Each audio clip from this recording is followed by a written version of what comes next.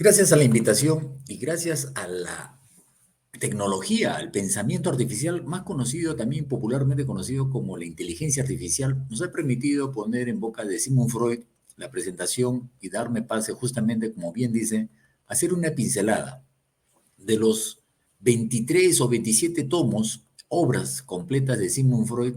Cogeremos algunas cosas muy relevantes que en colegio, secundaria específicamente, se ha podido escuchar algo sobre la historia de la psicología con respecto a este gran personaje que contribuyó y sigue contribuyendo bastante al entendimiento del pensamiento, del espíritu, de todo ese contexto cognitivo en el cual la psicología está estudiando. Sigmund Freud, como bien vemos, y sobre todo su aporte científico, ¿ya? Y quiero resaltar ese tema que a veces ha sido mal entendido y comprendido y tergiversado. Sigmund Freud, nosotros tenemos que ubicarnos en la época de su existencia. 1856 nace y deja este mundo en 1939, o sea, un aproximado hace de 100 años de su existencia aproximadamente, en ese periodo, en la cual nos permite hacer un esfuerzo para poder ubicarnos en ese entonces, en ese contexto, para ver la cosmovisión de muchos personajes, de muchos científicos y de muchos estudiosos de la mente, para poder comprender justamente esa cosmovisión que Freud propone para el estudio de este fenómeno psíquico. Ya antes, la anatomía, ¿no? Los neuroanatomistas, los biólogos, muchos filósofos tenían esa preocupación por querer entender este fenómeno de la mente. Por eso que Aristóteles, 400 años antes de Cristo, hablaba de la definición de la psicología. Y él decía, la psicología es el estudio del alma. Pero el alma, entendido de la época socrática, en la época de los griegos, es muy diferente de la época ya cristiana hacia la fecha con respecto a ese constructo. Hoy ya con todos los adelantos, indudablemente con el conocimiento, el adelanto y los estudios de la ciencia y los descubrimientos que está haciendo la tecnología nuclear, la tecnología de punta, con todas las resonancias magnéticas, el SPECT, ¿no? El PET, todos esos fenómenos tecnológicos está permitiendo entender muchas profundidades de la corteza cerebral, anatómicamente hablando. Entonces, Freud, teniendo una formación médica, neurólogo, estudió el lenguaje, el problema del lenguaje, y sobre todo empieza a abordar todo un fenómeno de los constructos psíquicos para poder entender al ser humano, a la persona. Es por ello de que teniendo también un principio, un dogma dentro de su formación espiritual, siendo él judío, tenía que tener una cosmovisión muy particular con respecto a la percepción del mundo. Y eso permitió entender el fenómeno psíquico. Por ello es que propone todo este bagaje de conocimientos que empieza como teoría, después se empieza a hacer una técnica terapéutica y después fue el uso cotidiano de la vida diaria.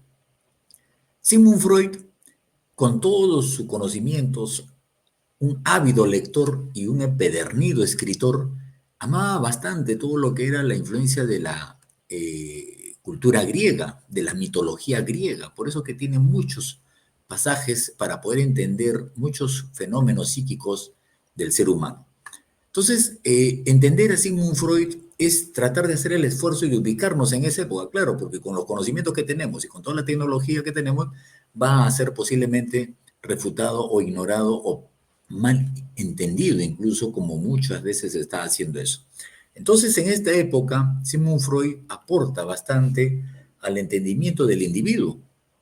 Sigmund Freud tiene pilares en su teoría en la cual empieza a hablar un proceso de las instancias psíquicas, el proceso psíquico inconsciente, sobre todo que le daba mucha importancia, el reconocimiento de muchos constructos como la resistencia, la represión, las pulsiones, los impulsos, los instintos, y también le da una valoración de suma importancia al papel sexual, que también fue criticado en su época y muchas veces es criticado en este siglo, en la cual estamos en el siglo XXI, sigue siendo criticado y mal entendido. Y dentro de ellos, pues, habla una serie de complejos, como él bautizó el complejo de Edipo, que se daban en las relaciones en la infancia con la figura de los paterna, ¿no? Entonces, el fenómeno que va a dar Sigmund Freud justamente, metafóricamente ha sido entendido, pues, de que solamente sabemos de la persona como si fuera, pues, en la punta del iceberg. Y el grueso que está por debajo del agua es donde encontramos todo el mundo real, psíquico, que va a conducir, va a moldear y va a ejercer una actividad, una conducta en su entorno familiar, social y entorno en cualquier actividad que empiece a desarrollar. Por eso que él hablaba de niveles, la parte de la conciencia, la preconciencia y de la inconsciencia.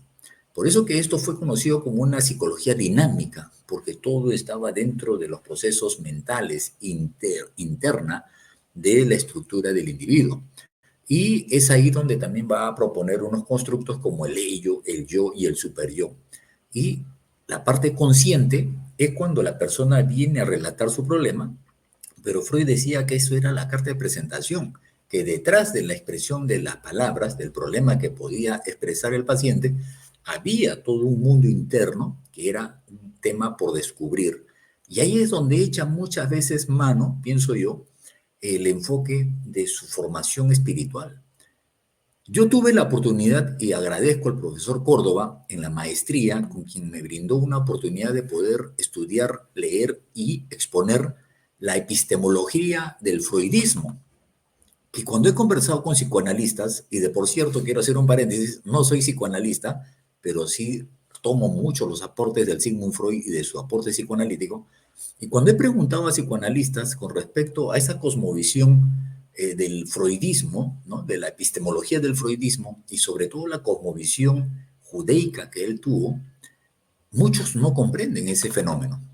Entonces, Sigmund Freud, cuando aborda todo este tema, el ello, el yo, el superior, era producto de una cosmovisión de su formación espiritual, como estamos diciendo, porque como judío tenía que leer dos textos fundamentales, aparte de la Torá, que para nosotros vendría a ser el Antiguo Testamento, ¿no? Para nosotros los cristianos es el Antiguo Testamento, para los judíos es la Torá, que vendría a ser el equivalente al Antiguo Testamento.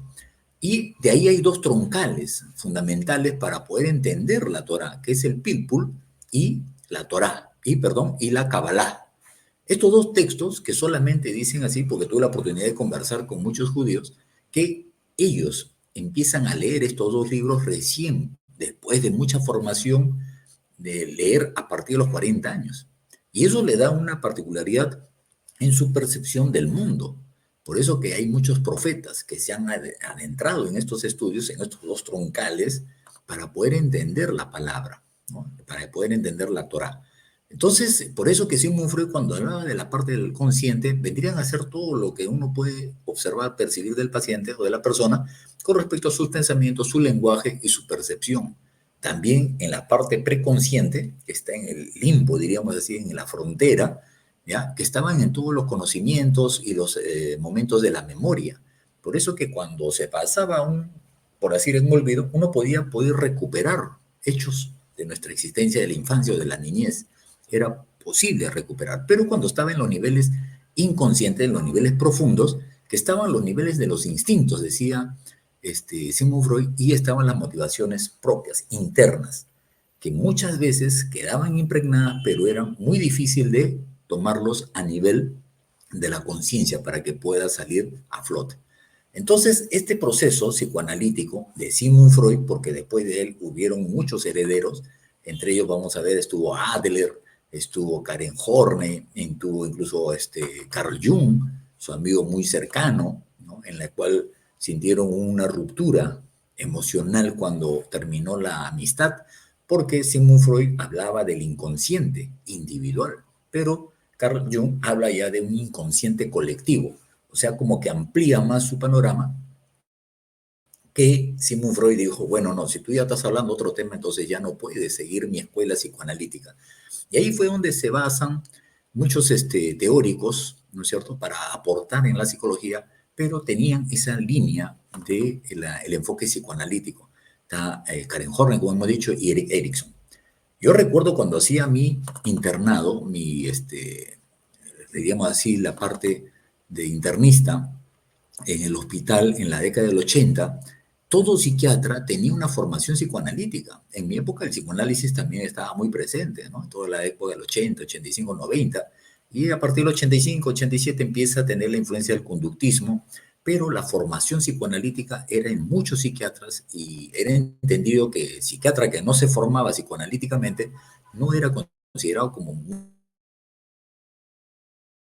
buen psiquiatra, incluso también dentro del esquema de los psicólogos. O sea, el psicólogo teníamos que formarnos como psicoanalista y la otra corriente fue el conductismo. Entonces, ya la teoría de psicoanálisis tiene pues muchos herederos y lo que sí podríamos resaltar es que la teoría psicoanalítica sigue, entre comillas, actualizada. ¿Por qué? Porque nos ha heredado el enfoque clínico, cómo entrevistar, cómo hacer las sesiones, el tiempo de sesiones, un asiento, un diván, o la comodidad del paciente para que pueda relatar su motivo de consulta, ¿no? Entonces, Sigmund Freud, volviendo a él, hace un aporte dentro de todos los constructos de lo que vendrían a ser las pulsiones, los impulsos, los instintos, pero el pilar fundamental es el fenómeno del desarrollo psicosexual, específicamente lo sexual, como factor determinante del desarrollo de la personalidad.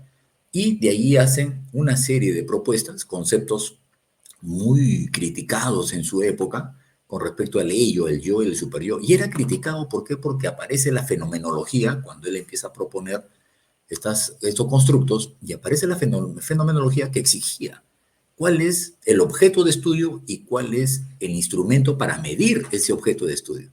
¿Por qué? Porque la física, la química, empezó a aportar con instrumentos para poder medir su fenómeno de estudio, ¿no es cierto? La física, con los microscopios visuales o electrónicos, empezaron a poder ver los átomos, ¿no es cierto? Que incluso lo podrían disgregar. Por eso que ellos hablaron el análisis, ¿correcto? Podemos analizar el átomo, electrones, protones, neutrones, y la biología también, cuando empezaron a disgregar las moléculas, ¿no es cierto? O sea, el agua lo podrían separar con el oxígeno y el hidrógeno, ¿no es cierto? Entonces podían analizar los fenómenos. Entonces, con ese concepto de análisis y teniendo el instrumento, entonces al psicoanálisis también le dijeron, ¿tú eres ciencia de la naturaleza o ciencia del espíritu? Porque si él decía que era ciencia del espíritu, lo iban a sacar de la comunidad científica. Pero él, muy culto, entonces dijo, bueno, si la física, la biología está generando un análisis de su objeto de estudio, entonces mi objeto de estudio es la parte intrapsíquica y en la cual nosotros vamos a analizarlo con el método del psicoanálisis. Como ellos analizan, yo analizo la psicoanálisis. Y ahí derivan muchas veces los conceptos que lo pudimos haber adquirido entre estos textos en este enfoque de la epistemología del freudismo. Entonces, cuando él trata de explicar el individuo a la persona, hace ver todo ese constructo de las instancias psíquicas, las estructuras internas, la dinámica que se van a dar entre este proceso del preconsciente, inconsciente y que va a fluir en un momento determinado en la parte consciente, va a poder entender también cómo se van a dar todos estos procesos a nivel de muchos conflictos. Y él va a decir que las cosas en las cuales tú actúas hoy se deben fundamentalmente a hechos pasados en la infancia, en la niñez. Criticado porque muchas veces decimos, bueno, nosotros no podemos estar viviendo del pasado, sino la perspectiva es ver de aquí adelante hacia el futuro. Pero Sigmund Freud decía la importancia de cómo experimentaba el niño o el infante que va a generar experiencias tantas gratas como ingratas. Y estas experiencias él lo denominó traumas, los traumas infantiles. Y él decía que cuando existe un conflicto, un trauma infantil, va a determinar incluso las actitudes, conductas y manera de pensar y sentir en tu momento actual, en la cual tú estás viviendo. Pero cuando él decía, cuando las cosas van a la parte del inconsciente, uno no se da cuenta. Y es por eso que muchas personas dicen, ¿por qué no me llevo bien con el papá, con la mamá, con el hijo? No me llevo bien con la esposa o las mujeres con el esposo, o no me llevo bien con mis compañeros o con mi jefe. O el jefe pues tiene unas sensaciones inadecuadas con el trato de su personal y no saben por qué y sufren muchas veces. Sigmund Freud decía porque habían acontecimientos de los traumas infantiles que estaban en los procesos del inconsciente o en la esfera del inconsciente que la persona no se da cuenta. Entonces, cuando entraba en psicoterapia, la persona, psicoterapia psicoanalítica, la persona a través de la interpretación de los sueños, que fue un método terapéutico, a través de las asociaciones de las palabras libres y toda una serie de temas que también él aplicó en la hipnosis, generaba pues un encuentro entre la persona y esas esferas del inconsciente que solucionaba sus conflictos y salía pues de los problemas individuales o personales. Entonces, estos esquemas del ello, del yo, el superior, él propone como una estructura, ¿no es cierto? Basado también en toda la explicación de la neuroanatomía, porque también pues había unas explicaciones, si recordamos un poco de la propuesta de MacLean, ¿no? Cuando él hablaba de los tres cerebros en uno, ¿no? O sea, hablaba del arquicórtex, del neocórtex y del paleocórtex, ¿no? O mejor dicho, el arquicórtex vendría a ser la parte primitiva, ¿no? De los instintos, el paleocórtex es la parte mamífera y el neocórtex es exclusivo del ser humano. Entonces, Freud lo deriva a su esquema, a su enfoque psicoanalítico, hablando del ello, del yo y del superior. Entonces, estas partes de priorizar cómo este papel de la sexualidad, del fenómeno sexual que podía determinar tu personalidad, hace una serie de discusiones y una serie de análisis de en su época, 1905 aproximadamente, cuando hace una crítica, ¿no? A Ulrich, cuando él decía pues de que había un vocero, ¿no? De los invertidos masculinos. Ese término de invertidos es de esa época. Y si uno puede conversar con miembros o personas que he tenido la posibilidad de ver testimonios y escuchar testimonios de personas que se han autodenominado o se han identificado en el rubro de la LGTB, actualmente en este siglo XX-XXI, podemos corroborar muchas veces las propuestas o las descripciones que hacía Sigmund Freud, y no hay nada de descabellado ni alarmante para poder analizar estos casos, que en otro momento vamos a profundizar de lleno quizá esta temática. Él criticaba, ¿no? Porque él decía, pues, ¿cómo puede existir una persona que puede decir que tiene un cerebro femenino en un cuerpo masculino? Decía, ¿no? Criticaba unas palabras de Urge. Pero nosotros, decía así, no conocemos las características de un cerebro femenino. Estamos hablando de 1905 aproximadamente, ¿no? Comienzos de 1900, cuando pues todos los conocimientos de la neuroanatomía, neurofisiología, psicofisiología y la neuropsicología y las neurociencias recién pues estaba quizás avisorándose los primeros esbozos. Entonces, porque hoy ya siglo XX, siglo XXI, con mayor razón, ya la ciencia, las neurociencias, la neuropsicología, ha encontrado zonas anatómicamente hablando, estructuralmente hablando, con su correlación funcional, que existe un eje de la conducta sexual humana y existe incluso una derivación anatómicamente en cuanto a forma y en la anatomía de un cerebro de varón y un cerebro de mujer. Incluso ha habido estudios nada concluyentes, por cierto, pero han encontrado pues la diferencia incluso del cuerpo calloso en función al cerebro femenino y al cerebro masculino. Pero en ese entonces pues recién estaban dándose las primeras descubrimientos y descripciones de estos fenómenos. Y la sustitución de lo anatómico por lo psicológico era tan frívolo como injustificado, ¿no? La tentativa o de explicación que había hecho Ebing parece más cuidadosamente formulada que la de Ulrich, decía, ¿no? ¿Y qué decía Ulrich?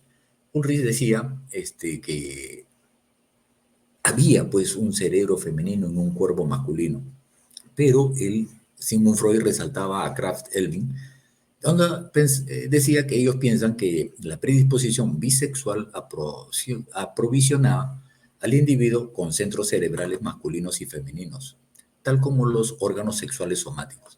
Estos centros se desarrollan antes de y hacia la pubertad, principalmente bajo la influencia de las glándulas sexuales. Si nosotros vemos el estudio que hace el profesor Jesús Palacios, huachano, el peruano, en su libro Génesis sin extravío, ahí vamos a encontrar y la neuroanatomía, la neuropsicología del desarrollo neuroembrionario, vamos a encontrar justamente en los 4 primeras semanas cómo van dándose todo ese proceso del cigoto que habíamos mencionado en una oportunidad. Y si vemos cómo se van a dar en la séptima, octava semana, cuando termina la etapa embrionaria, vamos a encontrar muchos conductos y sustancias químicas como la testosterona que van a moldear los órganos genitales, que en otro momento también quizá lo vamos a explicar con mayor detenimiento. Entonces, estos centros se desarrollan, dicen, ¿no? En esas partes de la etapa de la pubertad específicamente, y van a estar bajo la influencia de las glándulas sexuales, ¿no? De manera independiente. Entonces, y ahí termina, ¿no? Nosotros podemos, sin embargo, dice Sigmund Freud, decir lo mismo de los centros masculinos y femeninos. Además, nosotros hasta ahora no sabemos si podemos asumir para la función sexual separadas localizaciones cerebrales o centros en el mismo sentido que para las funciones del lenguaje. Habíamos dicho que Sigmund Freud hace una tesis sobre los temas de la neurología del lenguaje. Y conociendo eso, y sobre todo cuando ya habían descripciones de Broca, Wernicke, que habían centros específicos, zonas específicas que estaban en relación al lenguaje motriz y al lenguaje sensorial, él decía, así debe haber también, ¿no? Zonas que están relacionadas en la parte de la sexualidad. En esa época no sabía muy bien, no tenía los conocimientos, no habían las descripciones de la ciencia. Pero hoy, como hemos dicho, ya existen una zona exclusiva del eje de la conducta sexual humana que vendría a estar dado pues, por la hipófisis, el hipocampo y la parte de las gónadas, ¿no? Entonces, esa zona del eje, ¿no? Que va a determinar un funcionamiento adecuado, cuando hay un funcionamiento adecuado, ¿no es cierto?, de todos estos fenómenos, de estas zonas, va a dar una óptima también conducta. Entonces, Sigmund Freud también va a desarrollar contextos con respecto en su volumen 7 de sus obras escogidas, ¿no? Cuando hablaba justamente en el capítulo de los fragmentos del análisis de los casos de la histeria, ¿no?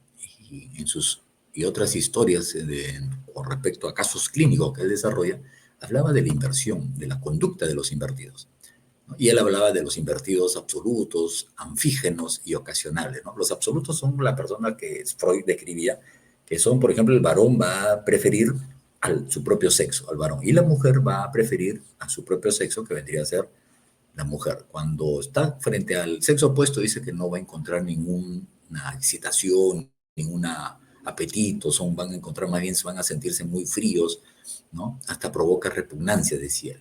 Y cuando uno, por eso le decía, cuando uno ha hablado, conversado con personas que se han autodenominado dentro del grupo del LGTB, han corroborado ese hecho, ¿no?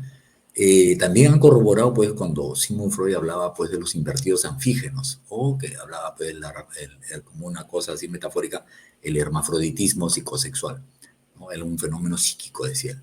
Pero estos invertidos anfígenos vendría a ser, con el lenguaje actual, los bisexuales, ¿no es cierto? O sea, cuando él dice, no vale decir, su objeto sexual puede pertenecer tanto a su mismo sexo como al otro, ¿no? Y ha habido testimonios que corroboran esa decisión, esa opción o esa determinación que hacen su conducta de esa manera. Y los invertidos ocasionales vendrían a ser ciertas condiciones exteriores, circunstanciales, que van a generar producto, pues, de la edad, de las hormonas, o producto de acontecimientos de una reunión o zonas exclusivas en la cual van a interactuar con su propio sexo y van a sentir también que hay un disfrute, una satisfacción en el acto con esas personas. Entonces Freud, cuando desarrolla todo este marco teórico criticable, ¿no?, en esa época, y hoy también puede ser muy criticable por muchos sectores y escuelas psicoanalíticas, solamente estamos haciendo una pincelada a modo de una historia sumamente apretada, la personalidad, decía él, que va a surgir del conflicto de los impulsos, ¿no?, de los instintos, y sobre todo de la búsqueda del placer. Es por eso que también hablaba muchas veces del otro de los constructos del eros y thanatos, ¿no?, del amor y del odio, de la construcción y la destrucción. Y también hablaba, mire, a pesar que se le criticó a Sigmund Freud de que solamente fue su estudio en el ámbito de la parte interna, pero él hablaba también de los factores sociales, de las normas sociales que van a poner límite, ¿no es cierto?, a las conductas o expresiones de la persona. El psicoanálisis fue considerado como una escuela intrapsíquica, solamente daban estudios de los mecanismos mentales de la personalidad y priorizaba los elementos del instinto. Ahí radicaba justamente todo el nacimiento del desarrollo del individuo. Estos llamados instintos justamente van a ser las fuerzas sexuales y agresivas, eros y thanatos, ¿no?, el amor y el odio. Por eso que todos tenemos esas dualidades internas en el individuo. Un profesor, recuerdo cuando estaba en pregrado, siempre explicaba, ¿no?, el eros era considerado, por ejemplo, ¿no?, con respecto a los que hacen obras de arte, las esculturas, las pinturas, y las agresivas, canalizadas adecuadamente, el profesor decía, eran los cirujanos, ¿no? O sea, cuando cortan, ¿no?, la piel o los tendones o los músculos para poder extraer un tumor, ¿no es cierto? Esa agresión era canalizada positivamente, pero la agresión también era canalizada de manera negativa cuando hay, pues, a violencia, agresión, ¿no? En esta época, pues, diríamos el sicariato y tantas cosas que se están viendo en todo el contexto actual. Entonces, estos elementos intrapsíquicos van a darse bajo estos dos elementos que se dan en el ámbito del instinto, las fuerzas sexuales y las fuerzas agresivas. Y estas dos fuerzas van a generar que el individuo actúe, empiece a tener una actividad conductual, comportamental, que lo hace propio como condición o actividad humana. Y para que pueda conllevar sus actividades, pues justamente aparecen los mecanismos de defensa, lo que hemos mencionado. Hay varios mecanismos de defensa, como la más conocida y más estudiada por Sigmund Freud fue la represión, la negación y la proyección, ¿correcto? Entonces, estos aparatos psíquicos de la personalidad es el consciente, inconsciente y el inconsciente. Es el razonamiento, es la parte del recuerdo que tú tienes cabalidad de que eres consciente. Eres consciente del tiempo, lugar y persona. O sea, tú sabes en dónde estamos, en qué momento, en qué hora estamos y con quién estamos. Es la parte del control conductual por las normas de la moralidad o de la ética o de los principios que se van a dar. El preconsciente vendría a ser todo lo que vamos a reprimir, ¿ya? Todo lo reprimido que tenemos lo vamos a pasar al preconsciente, pero lo podemos activar y poner en uso en los momentos y en las circunstancias adecuadas, ¿no? Y el inconsciente sí es la parte más primitiva, más arcaica, es la parte regida por los instintos del placer, impulsos innatos, ¿no?, controlados por el preconsciente. El preconsciente lo va a presionar incluso y puede generar incluso olvidos y no es fácil de recuperar en nuestro recuerdo, en nuestra memoria consciente. Y si no son bien canalizados, va a generar dificultades o daños en la personalidad, dice, ¿no? Entonces, estos constructos del consciente preconsciente son las instancias psíquicas y las otras tópicas es el yo, el ello y el superyo. Así lo empezó a clasificar Sigmund Freud y el ello, ¿cómo lo va a describir? El ello es el núcleo del ser, ¿no es cierto? Y está constituido por este fenómeno.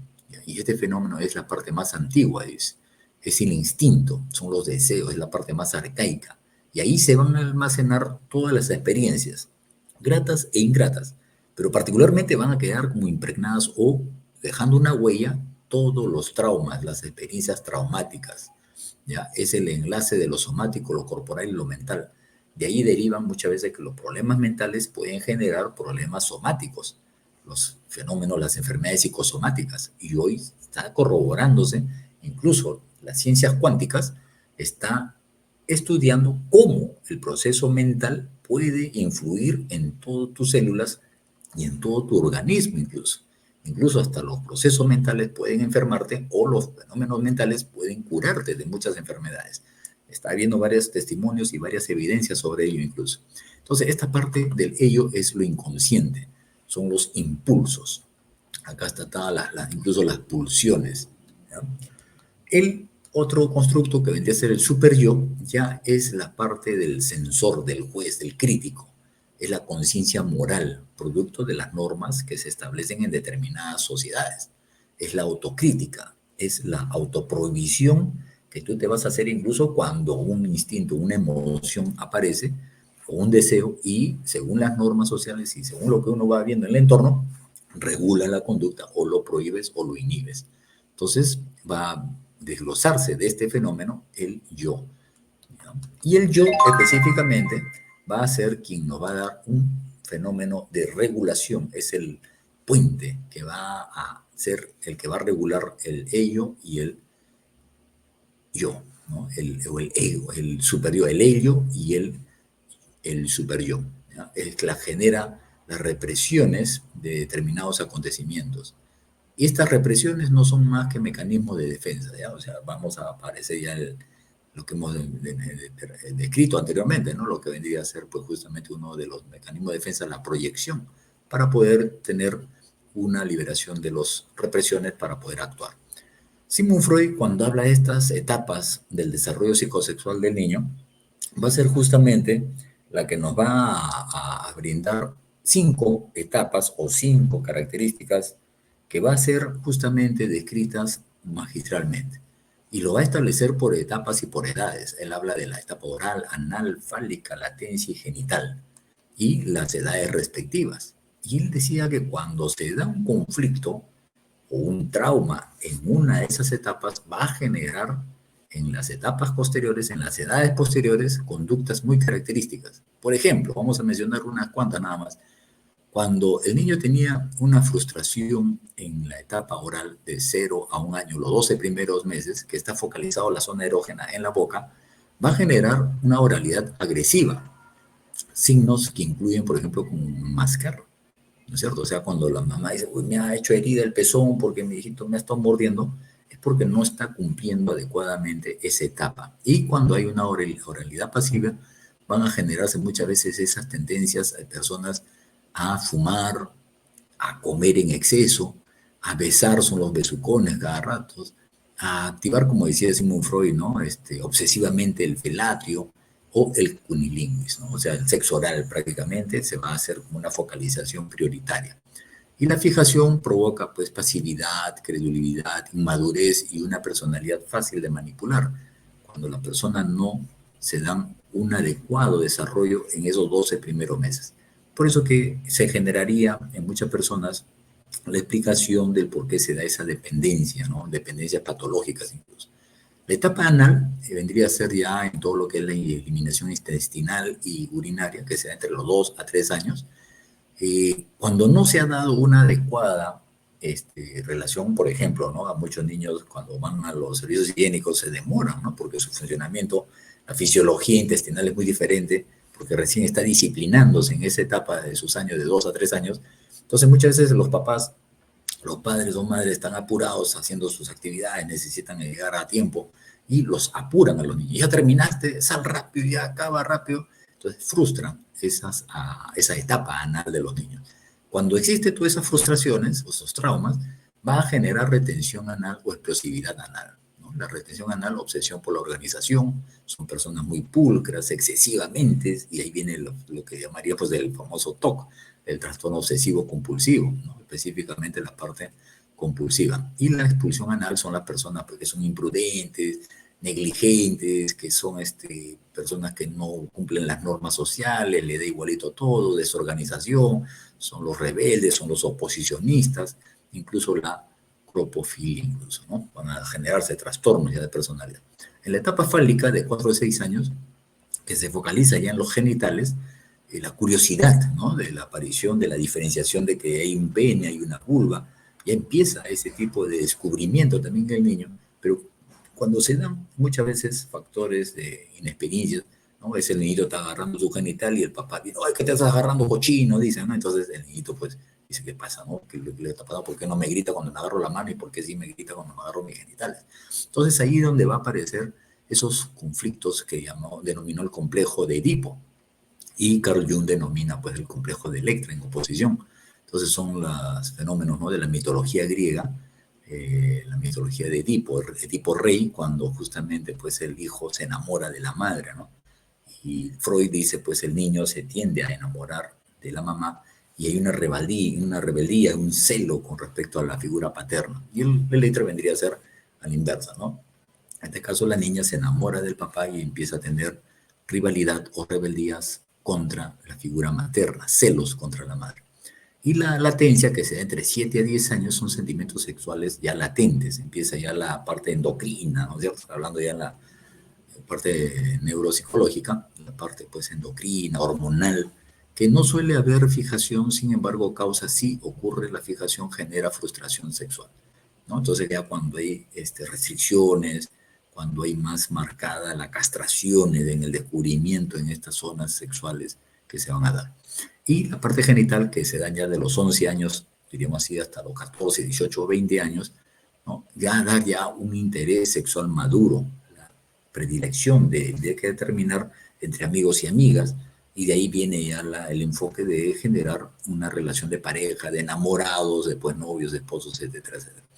Cuando se frustran estas etapas, cuando dicen, no te cases porque te vas a quedar frustrado en tus estudios, cuidadito que salgas embarazada, ten cuidado que los hombres solamente buscan esta cosa. Entonces genera un conflicto y va a generar muchas veces conflictos en el área ya de las relaciones íntimas con la pareja.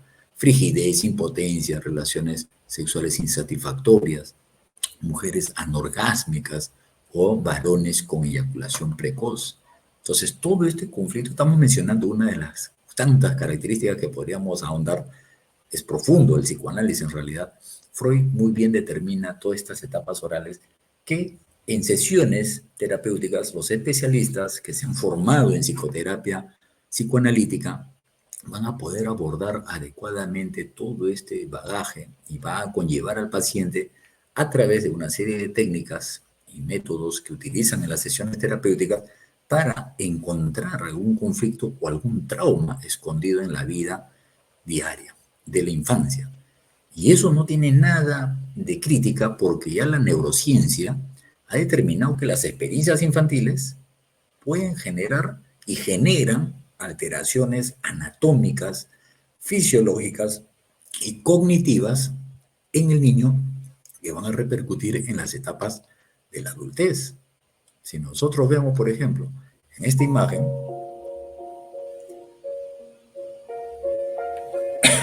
veamos ahí, por ejemplo, cómo se están dando las conexiones, ¿no es cierto? Cuando el niño no tiene maltrato, las actividades de las conexiones neuronales, la sinapsis, los conectomas es más vívido, más rico.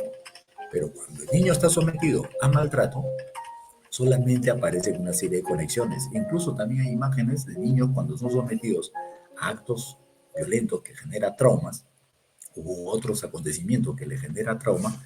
Vamos a ver que en el niño el cerebro es más pequeño, ¿no? Si vemos un niño de un año con otro niño de otro año, el niño con traumas va a tener el cerebro más pequeño que el niño que no ha tenido traumas, por ejemplo, ¿no? Entonces vamos a ver si podemos evidenciarlo de nuevo. Fíjense en la imagen que están ahí, ¿no? O sea, ahí vamos a ver conexiones, ¿ya? Ahí aparecen, oh, miren, aparte ahí están las conexiones más ricas, hay más puntos de conectividad en comparación del niño que tiene maltrato, ¿no? Entonces, en la neurociencia, en la neuropsicología ha evidenciado justamente cuán importante es este fenómeno de lo que ha determinado estas experiencias descritas por Sigmund Freud con respecto a los traumas. Cuán importante es la experiencia infantil que puede determinar en tu vida posterior, particularmente en lo que vendría a ser, ¿no es cierto?, las actividades cotidianas. Y muchas veces, como están dentro del inconsciente o el subconsciente, va a generar conflictos en la personalidad, en adicciones, a la comida, a las compras compulsivas, a las sustancias tóxicas, ¿no es cierto? O incluso a tener relaciones de pareja, relaciones tóxicas, relaciones disfuncionales, apegos disfuncionales, ¿no es cierto? Y incluso los acosos o las actividades vendría a ser de lo que violencia verbal, psicológica o física entre las parejas que se están dando, producto de hechos no resueltos, conflictos o traumas ocasionados en la infancia, y cuando no se resuelve, van a generar justamente todo este tipo de conflictos en el entorno. Eso es lo que hemos querido brindarles el día de hoy. Espero que sea de interés y cualquier inquietud, cualquier tema de repente que quisieran ustedes abordar de manera de mensajes públicos o como los que están haciendo en interno, a través de sus mensajes, ahí estamos en constante diálogo y podemos ir reforzando alguna temática. Muchas gracias y que tengan un bonito día.